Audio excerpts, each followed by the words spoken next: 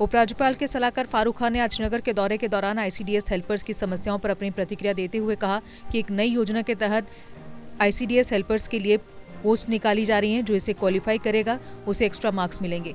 उन्होंने कहा कि हमारी पूरी कोशिश है कि इन सब के साथ न्याय हो। उन्होंने इन कर्मियों के साथ हुए धोखे की बात करते हुए कहा कि इन सब के साथ धोखा हुआ है और उनके धोखे के साथ इन्हें नौकरियों का लालच देकर लगाया गया था, जो कि इनके लिए सरासर गलत था। खान ने कहा कि धारा 370 हटने से घाटी में पूर्ण शांति का माहौल है। कहीं से कोई भी अप्रिय घटना अभी तक नहीं हुई है। ज़्यादा ज़रूरी नहीं होता।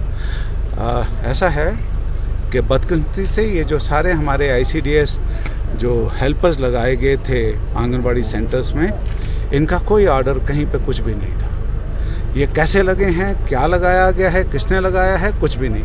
इनको कहीं कहीं से इकट्ठा करके आगे पीछे से जो करके तो इनको दिया जाता था पैसा। हमने ये चौंके किसी भी ऑर्डर, अब आप ही में से किसी को उठाकर किसी जगह पर काम करवाना शुरू कर दिया जाए जिसमें कोई गवर्नमेंट ऑर्डर ना हो, तो वो कैसे तनख्वाह दी जाएगी। हमने बहुत कोशिश की थी कि इनका हो जाए।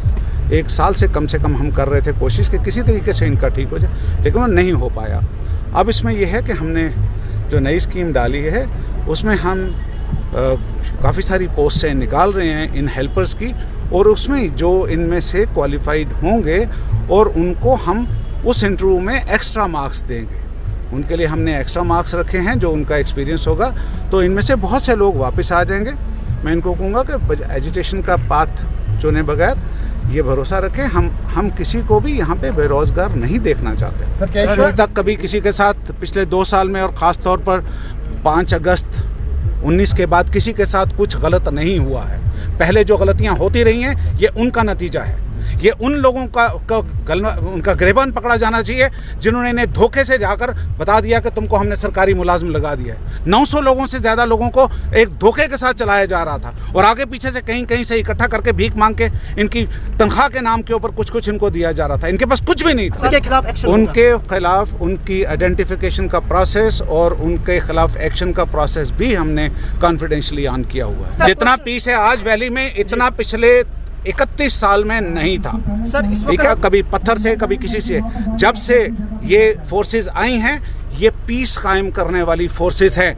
तब से आपने कितने बच्चों को, कितने नौजवानों को देखा है किसी भी तरह से मरते हुए, सिवाय उन लोगों के जिन्होंने देश के खिलाफ एक्शन किया, देश के खिलाफ बंदूक उठाई। उनके लिए यहाँ पे कोई हमदर्दी नहीं होगी। एक्सट्रीम फार फ्लंग एरियाज की डेवलपमेंट की बात की है।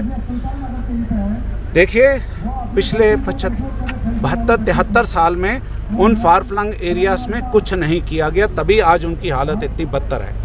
और सरकार के पास, हमारे पास ऐसा कोई अलादीन का चिराग नहीं था कि जिसको दबाते ही ये काम कर दिए जाएं सारे।